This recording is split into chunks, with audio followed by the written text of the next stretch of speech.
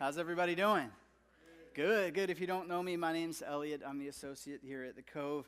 And my wife, Abby, and I have been married for going on 13 years, which is incredible that she hung out with me that long. Yeah, I know. It's true. And we waited a few years before we had kids, and just some free, unsolicited advice, do that. Take some time and pour into your spouse. And that's not at all what I'm talking about today, but I just felt like there's somebody that needed to hear that. So do that. We have this time period in our lives Abby and I like to refer to as BC, which is before children.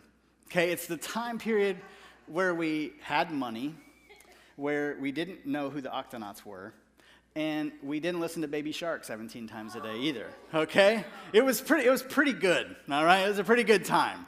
All right, and we had this kind of bucket list of things that we wanted to do before we had kids, because we knew that once we did have them, it would be more difficult.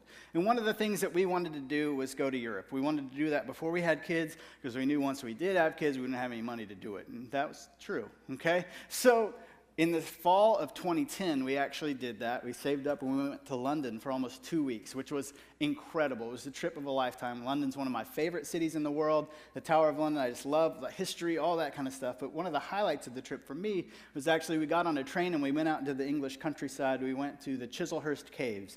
And I know you're thinking caves, Batman, I get it, okay? We've heard enough. But listen, hear me out, okay? We get there and it's really awesome because some of these caves date back to the time of the Romans, and there's no electricity in these caves either, okay? So when you get there and you get ready to go on the tour, they hand you a kerosene lantern, and they tell you, do not lose this lantern or you're in big trouble, okay? So we get about halfway through the caves, and they ask us if we would like to experience total darkness. Now, how many of you have experienced total darkness, like real darkness, not like I flipped the lights off, it's kind of dark in here, but like real, no stars, nothing, darkness. They gather up your lanterns and they walk away, and this, I'm telling you, it's darkness you can feel.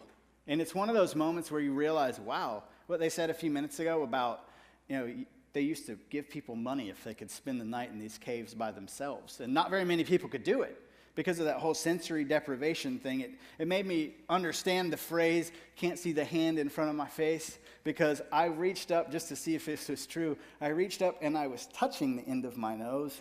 I could feel my hand, but I couldn't see it. And I thought, man, I hope they come back, because if they don't, we're in big, big trouble. Thankfully, obviously, they did. They brought our lanterns. We made it out of the caves alive, so good. That's good. But I've often reflected on that and gone, man, if they didn't come back, we'd have been in big, big trouble. And even if they just brought our lanterns back and said, good luck, guys, we'll see you later, we'd have still been in trouble. Because there are so many ways that we could have gone and directions that wouldn't have taken us back outside. And there are so many times in my life where I feel like I'm back in that cave with no lantern and no God, because I'm just kind of feel like I'm groping around in the dark and hoping that there's somebody that's going to come along with a light and a clue where we're going, so I can have my story continue and it's not going to end right there. And I know you know what I'm talking about, because we've all been to these moments in our lives where we feel like we're just in big trouble and we're hoping that somebody's going to come along and help us. It's when we get that rejection letter, the one from the only school that we applied to, because it was the one that we've always wanted to go to. We didn't apply to any other ones, and we knew that this is where God wanted us to go. He laid it on our heart when we were a little kid. And we get this letter and it says, thanks but no thanks, best of luck in your future endeavors. And we just, what are we supposed to do now?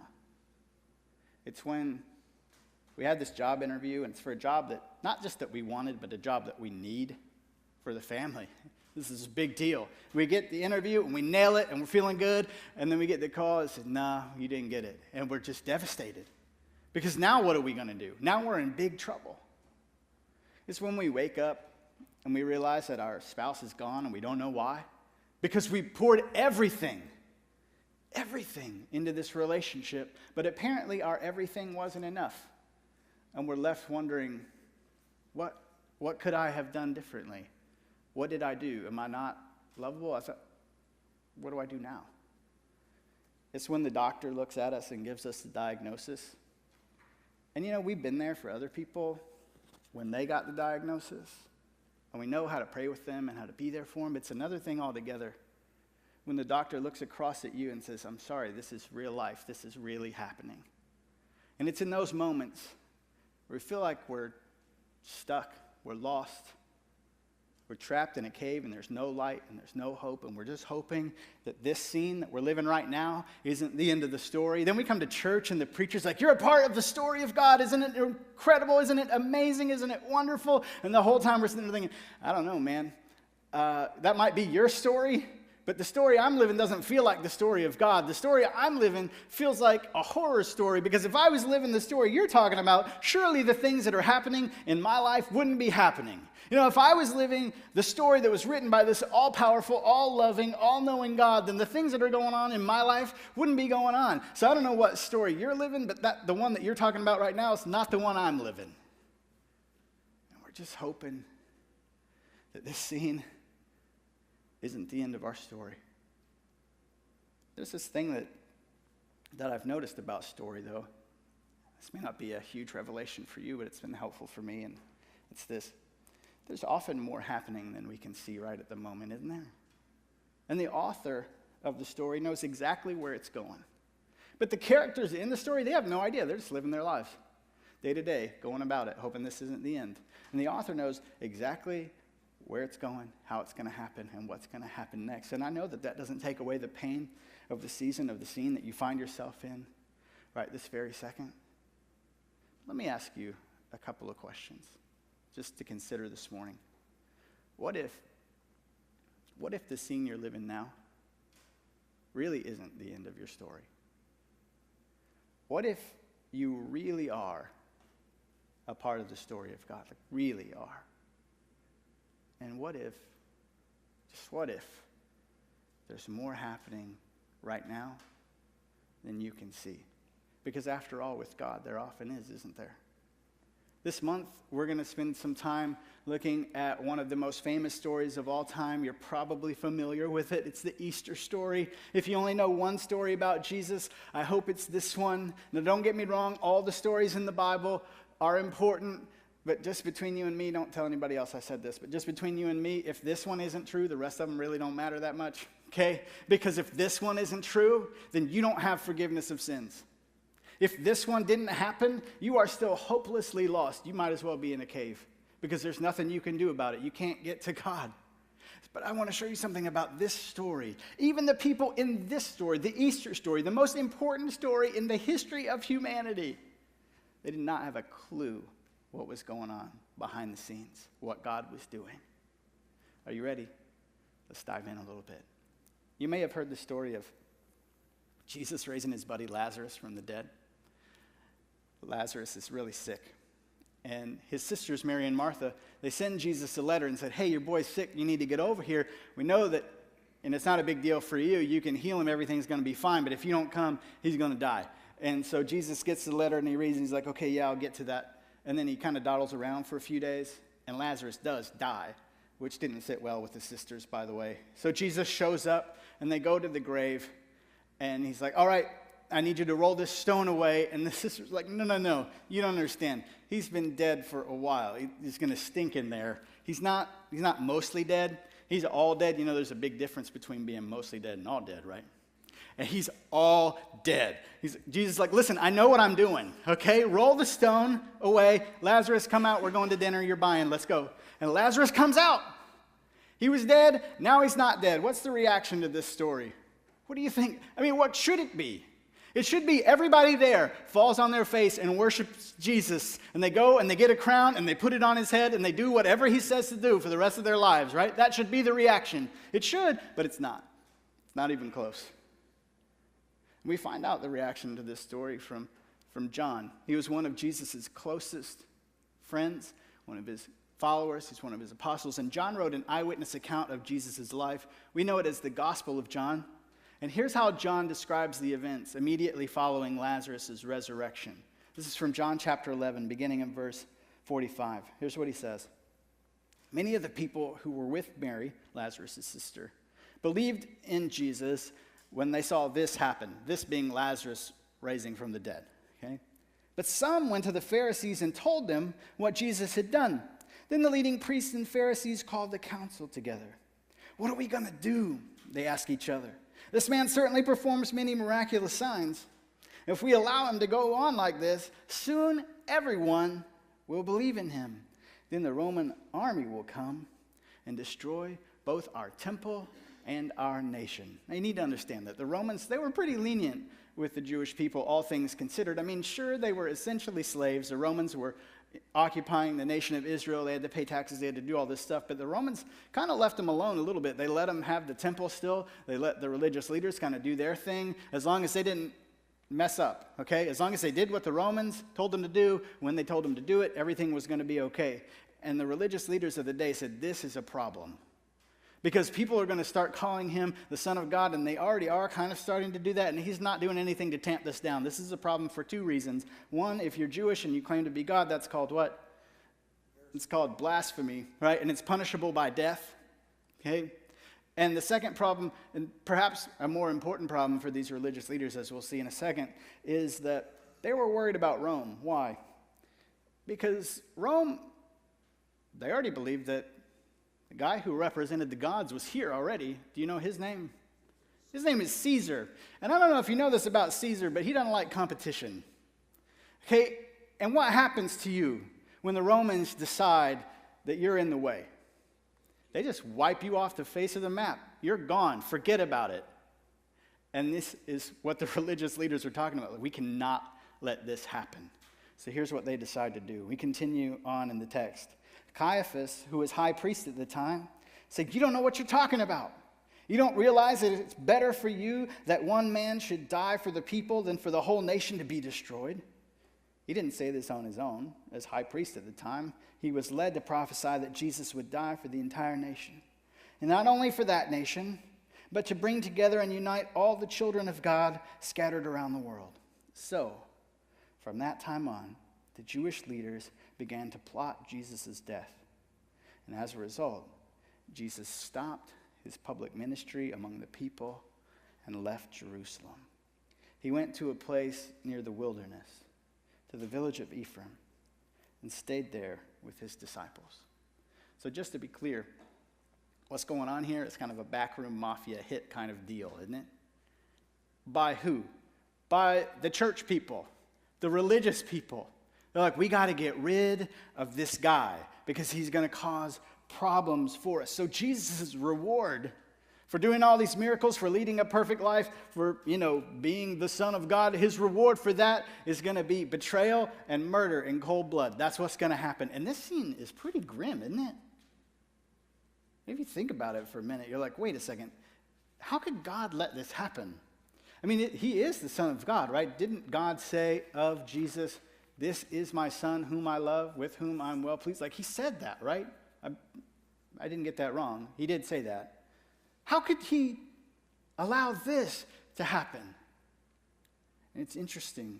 It only makes sense if, as we said a minute ago, there's more happening than you can see in this moment.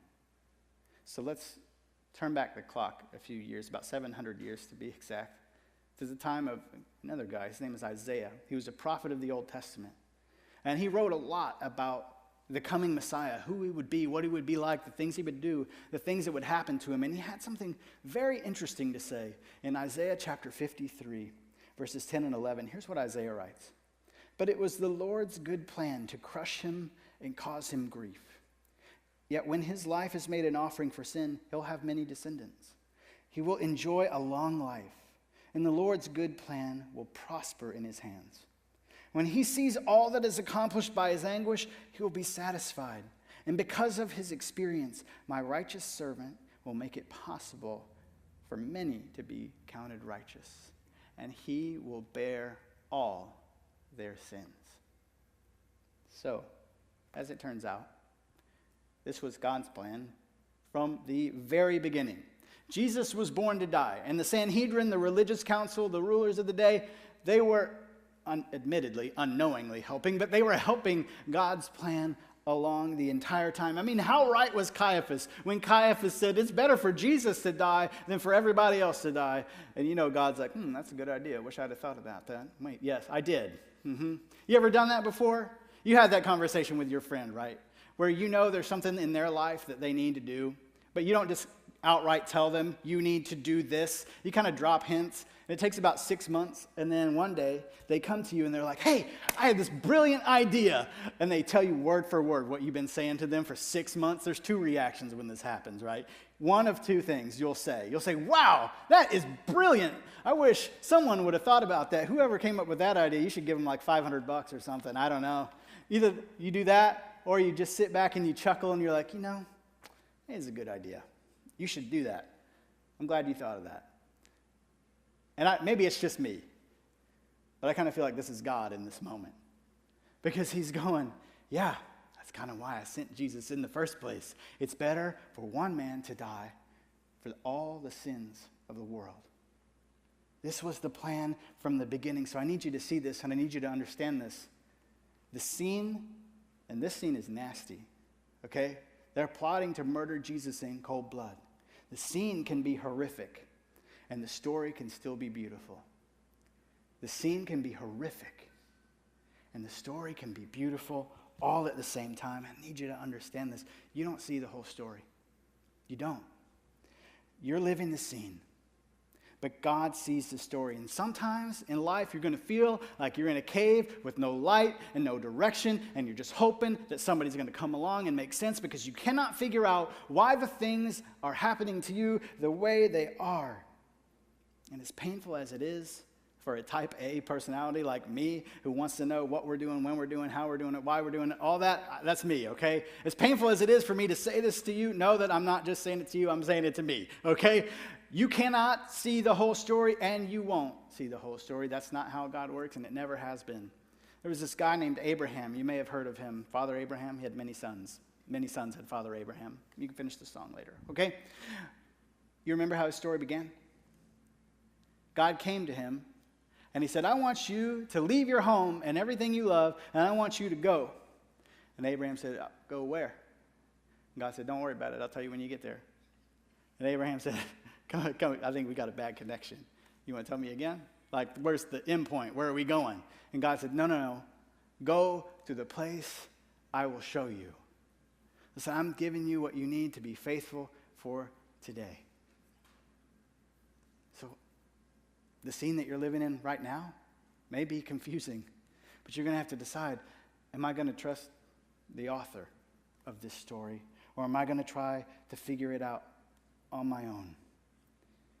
And here's what I know. And I know that there's somebody who can hear the sound of my voice right now who needs to hear this, whether you're in the room, whether you're listening on the podcast or watching on YouTube later. I need you to lean in and hear me when I say this. Sometimes the scene looks really dark, but don't mistake the scene for the story. Sometimes the scene looks really dark, but don't mistake the scene for the story, because if you mistake the scene for the story, then you'll end up with a distorted view of God, and how you view God determines what you do with him. Did you know? Because if you don't trust God, you're certainly not going to follow him, especially when the scenes in your life turn ugly. Okay, think about this for a second. If all you knew about God was that he allowed his son, the one he loved, with whom he is well pleased, to be betrayed and brutally murdered, what would you think of him? You probably wouldn't want to follow a God like that, would you? You'd be like, well, if that's the way he treats his own son, I don't want any part of that, because I'm not his son. He probably loves him more than he loves me, so I don't want any part of that. But the thing about Jesus and the thing about trust is that trust isn't built in one moment, is it? Trust is built how? It's built over time. And it's time over time over time, and God's track record proves him trustworthy, does it not? God's track record proves him trustworthy, because the thing that happened with Jesus, the death, burial, and resurrection of Jesus, what it accomplished was the possibility of forgiveness and eternal life for all of humanity. Besides, Jesus didn't even stay dead for very long, did he? Sometimes the scene looks really dark, but don't mistake the scene for the story. So here's what I need you to do. I need you to actually do this, not like smile and nod at me when, yeah, we'll do that. I need you to actually do this. Write down 5 ways that God has been faithful in your life. Not from the Bible, not from your grandma or your friend. How has God been faithful in your life? I think you'll find that it's not hard to do. I think you'll find that you could keep going for days if you really wanted to. And here's what it won't do. It won't take away the pain of the scene that you're living in right now. It won't. But what it will do is it will show you that God's track record proves him trustworthy, not just in a book that you read, not just in somebody else's life, but in your everyday, Monday to Friday, daily grind kind of life. That God still knows what he's doing, that God is still working, he's still moving, he can still take the troubles of today and turn them into the triumph of tomorrow. That the scene that you're living in is not the end of your story. The scene you're living in is simply today. What would happen if we really understood that? If we really understood that today is just today. That God is still moving and he's still working, and that while our pain and our problems are real, our God is bigger than all of them. Amen? What if we understood that the story that we're living already has its conclusion written? How much peace would settle into our lives if we really let that sink in, that we can trust God even when we can't see what's coming up next? Because his track record proves him trustworthy, and there really is more going on than we can see right now. That the conclusion of this story has already been written. Spoiler alert, the story ends with the eternal reign of Jesus Christ and the eternal life for all who would choose to follow him. Do you want in on that? If you do, you've come to the right place. I'll be right here. Let's stand, let's pray. Love you guys.